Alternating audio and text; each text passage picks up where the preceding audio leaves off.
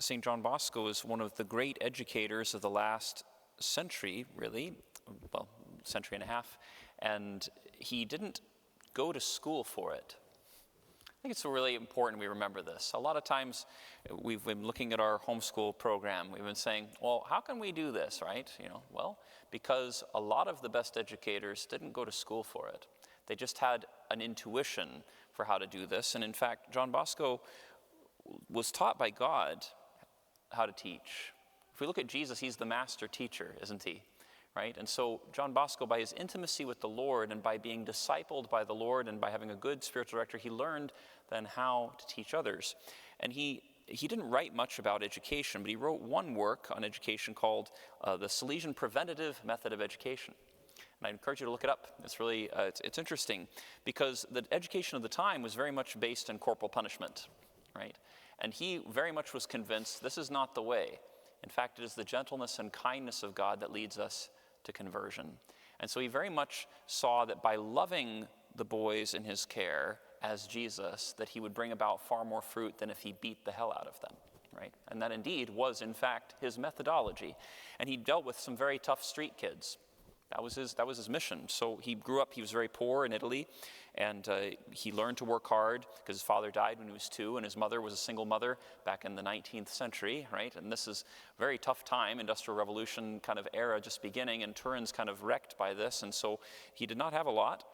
And when he came of age, they realized he had a knack for study, and so he went and he was sent to school, and he studied under Joseph Cafasso, Father Joseph Cafasso, who was a great holy man, who was his spiritual director. And he learned a great deal from him, but he learned that gentleness and that spirit, and then he went to Turin, and he basically was trying to bring the street children out of the streets. There were a lot of orphans, and so he was trying to teach them the trades, and as he did so, he also was teaching them the faith, and eventually founded the Salesian order, which was for the education of poor children. We see also he was a juggler and a magician and an acrobat, and my grandmother was very fond of him. And so when I told her that I was thinking of being a priest, I told her I was juggling, she said, "Oh, you should be a priest just like John Bosco." And I said, "Yeah, right." Which actually, funny story, which is why I didn't pick him for my confirmation saint, because I was a little stubborn, and intentionally picked a different juggler saint so that I wouldn't do what my grandmother said, and see how well that worked out. Okay.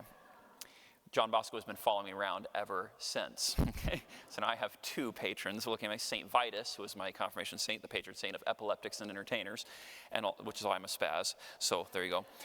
And then John Bosco, of course, is the great juggler and entertainer. And he would do this. He would juggle and he would bring the crowds to him. What most people don't realize is that he stopped doing magic tricks after he became a priest. He kept up the acrobatics, but he stopped doing magic. And I thought about this for a while. I'm like, why did he do that? Because he realized he didn't want children to think that what he did here was magic. Isn't that interesting? Pedagogical method, right? Recognizing it's not bad if priests do it, right? And I do, right? But the fact is we have to be very careful because it's about the young and it's about the formation of their minds, right? So he was very clear on trying the preventative method of education, getting back to that of what his idea with education was. We want to prevent children from losing their innocence. We have to recognize, look at the culture and see what the dangers are and prevent it as much as possible. That was first point. Second point was to immediately rescue those who had fallen into it and do a sort of cleanse and help them to overcome the negative impacts of it. So inner healing. Isn't that interesting? Prevention for those whose innocence still is there, which is why we're doing what we're doing, try to prevent our innocence being robbed from us, from our children too young, and then saying, if in fact it happens, because we live in a world that is in fact way more dangerous than the 19th century, then we need to have the tools on hand to be able to heal our children and ourselves from the poison of sin that's in our culture.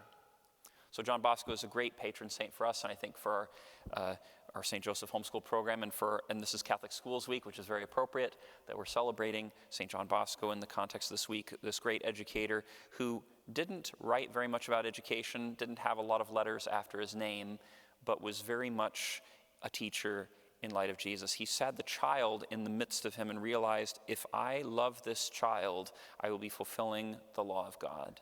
If I embrace every child that comes to me as Jesus, then I will be doing what I'm supposed to. And he was hated for it. He was very much suspicious for it. It'd be very hard to do what John Bosco did today, right, with all the restrictions that we have right now and just all the suspicion that's around it. But John Bosco was a pure of heart man. He wasn't an evil man at all. He was very much a man on fire with love for those who are most in need. And he laughed a lot. So this first reading is very appropriate. Rejoice in the Lord always, right? He very much was a man of joy, and that's why people flocked to him, because joy is very attractive. So let's ask the Lord for apostolic joy. Let's ask St. John Bosco to pray for us, to pray for our homeschool kids, to pray for all of our kids in Catholic education, and all of our kids who aren't able to receive a Catholic education, that they would receive the healing that they need for the various things that they find themselves in. St. John Bosco, pray for us.